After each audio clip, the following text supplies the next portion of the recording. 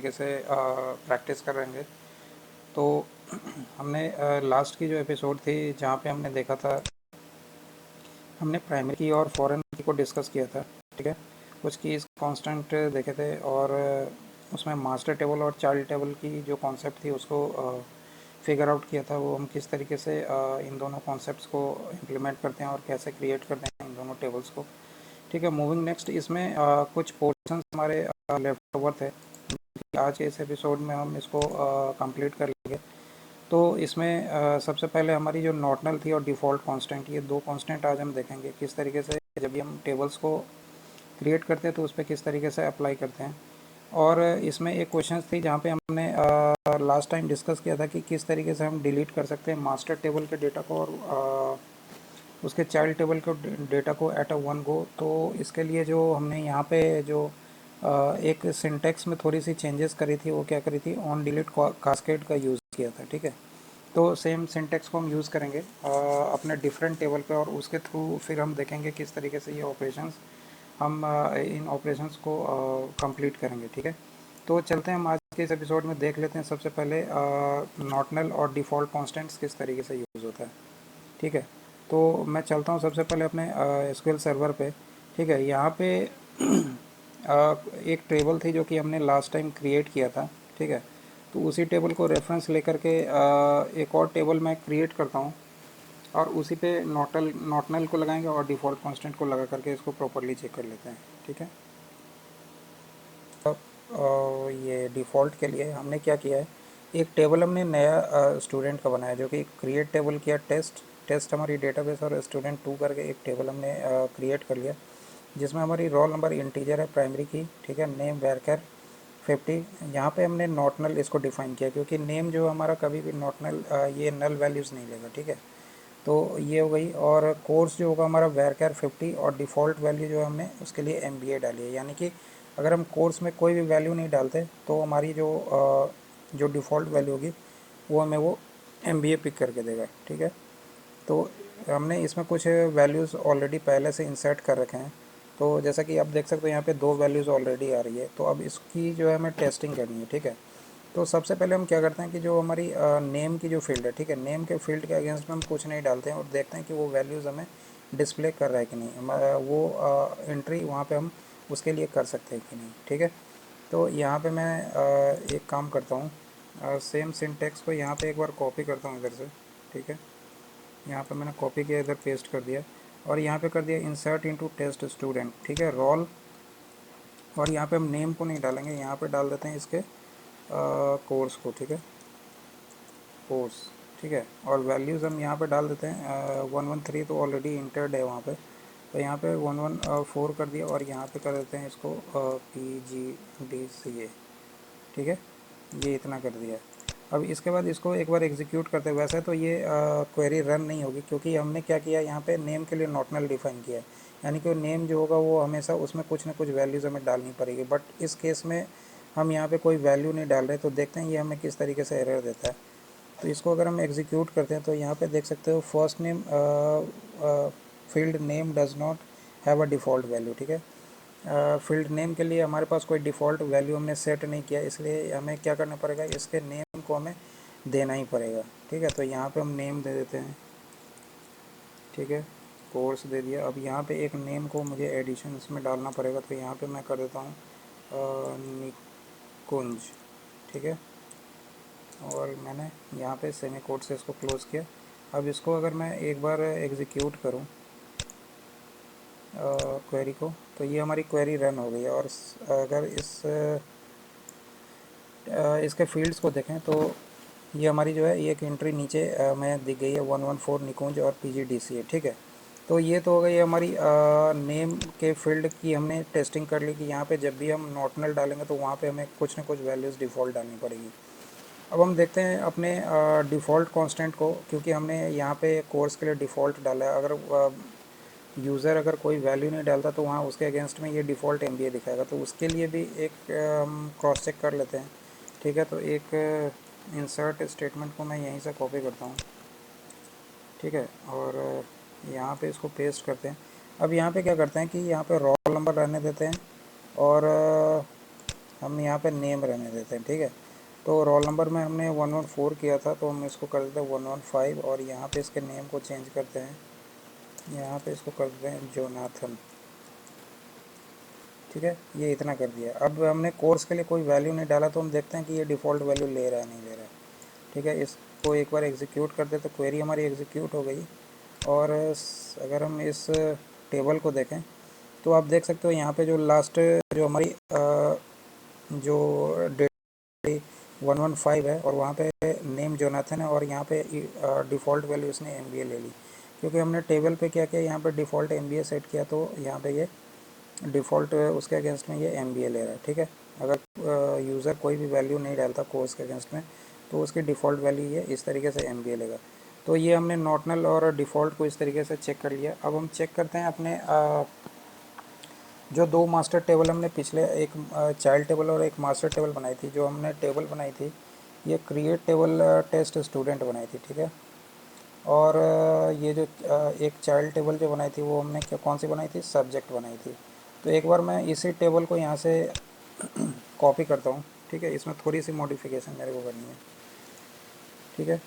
तो अब ये हमें देखना है कि इसमें हम डिफ़ॉल्ट जब भी हम डिलीट करेंगे अपने मास्टर टेबल और चाइल्ड टेबल को, तो वो डिलीशंस दोनों जगह पे इकट्ठे किस तरीके से होती है। तो सबसे पहले यहाँ पे ये टेबल इधर डाल देते हैं। अब यहाँ पे थोड़ा सा इसके, क्योंकि टेस्ट डॉट स्टूडेंट ऑलरेडी यहाँ पे अपीयर कर रहा है, तो यहाँ पे मैं करता हूँ टेस्ट डॉट स्टूडेंट न्यू कर देता हूँ, ठीक है। Test dot student new.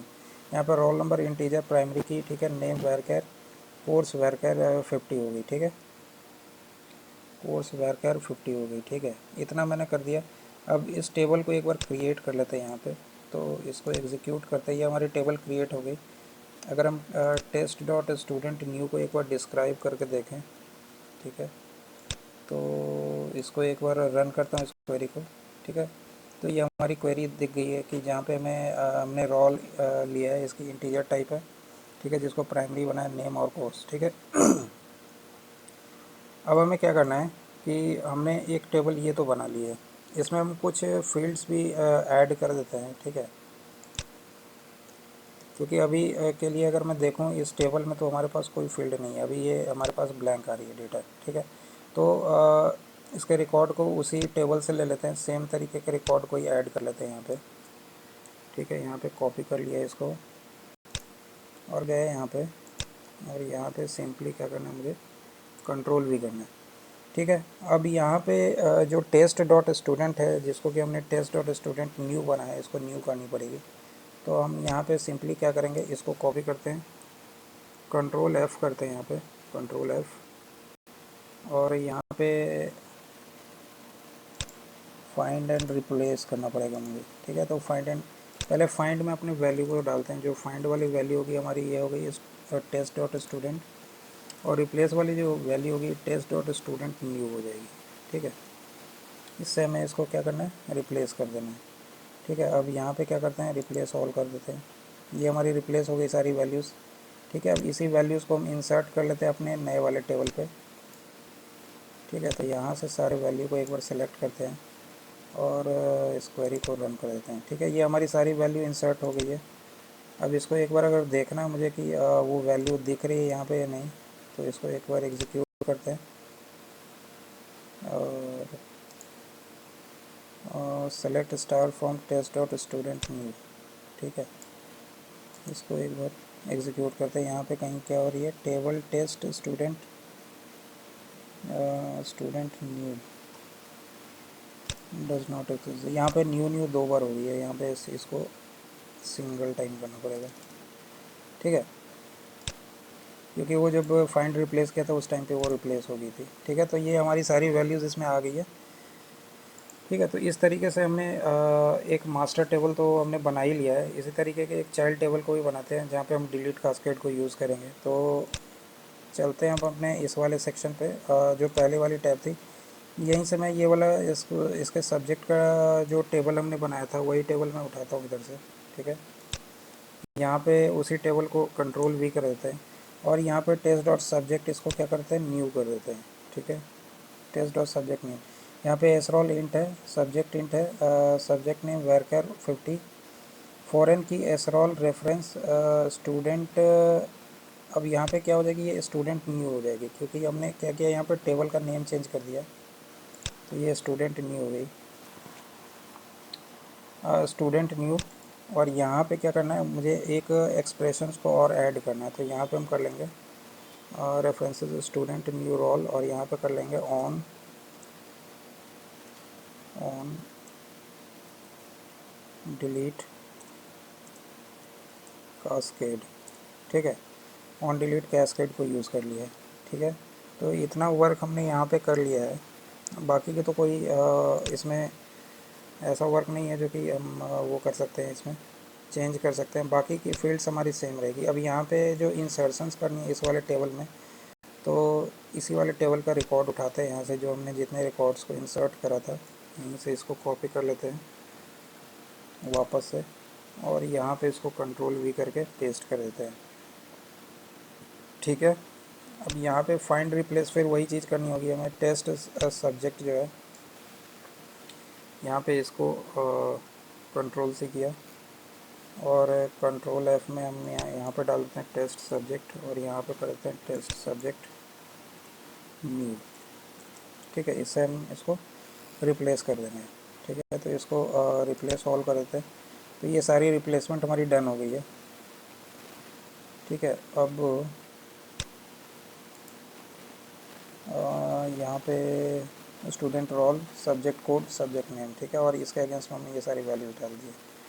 ठीक है, अब ये सारी डेटाज हमें क्या करनी है, ये सारे डेटाज को हमें इंसर्ट करनी है अपने टेबल पे। तो सारे रिकॉर्ड्स को एक बार सेलेक्ट करते हैं यहाँ से। ठीक है, और यहाँ पे अपने इंसर्ट बटन को क्लिक करते हैं, तो यहाँ पे ये दे रहा है अननोन डेटाबेस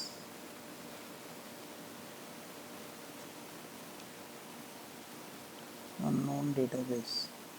ठीक है, एक बार इसको क्रॉस चेक कर लेते हैं, या कहाँ पे कुछ चेंजेस वगैरह हुए हैं, क्या हुआ है।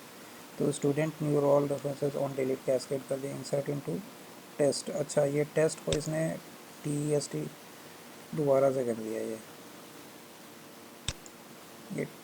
ये सही नहीं है ना, इसका डेटाबेस जो है इसने थोड़े डिफरेंट तरीके से चेंज कर दिया।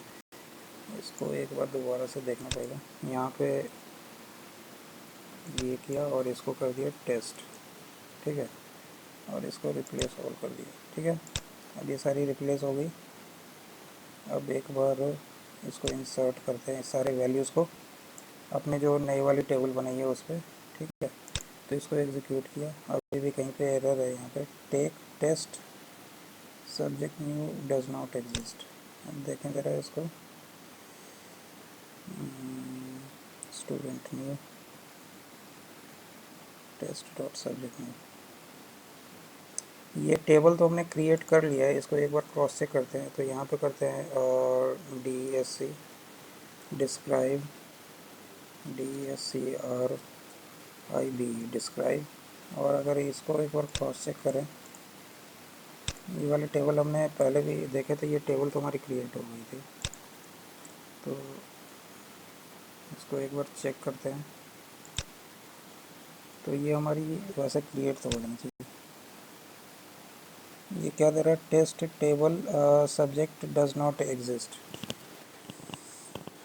अच्छा, ये table test dot subject new. अच्छा, ये न्यू में फिर दो बार न्यू होगी ना, यहाँ पे टेस्ट न्यू होनी चाहिए ना।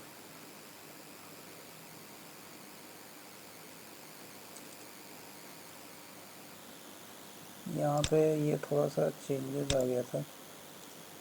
ठीक है, अभी यहाँ पे करते हैं इसको test dot subject new, roll number subject INT। तो अब हमने ये टेबल क्रिएट कर लिया है। तो आप देख सकते हो यहाँ पे जो है ज़ीरो अफेक्टेड, और ये टेबल क्रिएट हो गया। अब अगर हम यहाँ पे डिस्क्राइब करके देखें इस टेबल को, तो यहाँ पे स्टूडेंट न्यू सब्जेक्ट न्यू। ठीक है, इस सब्जेक्ट न्यू से हमने नई वाली टेबल बनाई है, इसको एक बार डिस्क्राइब करते हैं। ठीक है, तो ये हमारी सब्जेक्ट है, यहाँ पर डिस्क्राइब हो गई है। अब यहाँ पे सारे सब्जेक्ट न्यू में हमें क्या करना है, वो सारे रिकॉर्ड्स डालने जो हमारे पुराने रिकॉर्ड्स थे, ठीक है। तो ये सारे रिकॉर्ड्स तो हमने यहाँ पे इंसर्ट कर लिए। अब इसको एक बार इंसर्ट करते हैं इसको, ठीक है। ये सारे रिकॉर्ड्स को हमने सेलेक्ट करना है। तो ये सारे रिकॉर्ड्स हमने सेलेक्ट कर लिए और एक बार इसको एग्जीक्यूट करते हैं, ठीक है। तो ये सारी एग्जीक्यूशंस हमारी डन हो गई है। अब हम इसको अगर एक बार देखें यहाँ से, तो इसको कर लेते हैं select star from test dot subject new, ठीक है।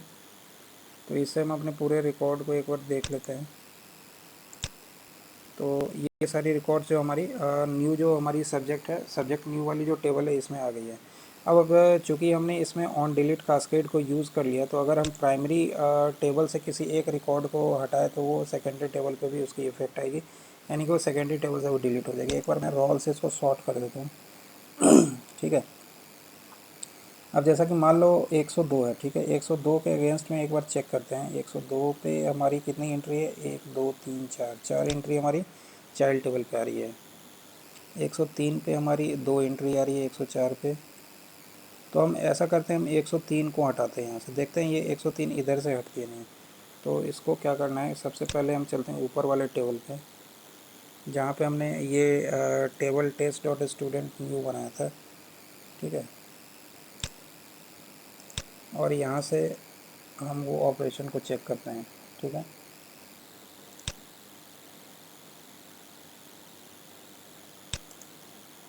ये सारी जो है ये न्यू 2 बार आ गई है।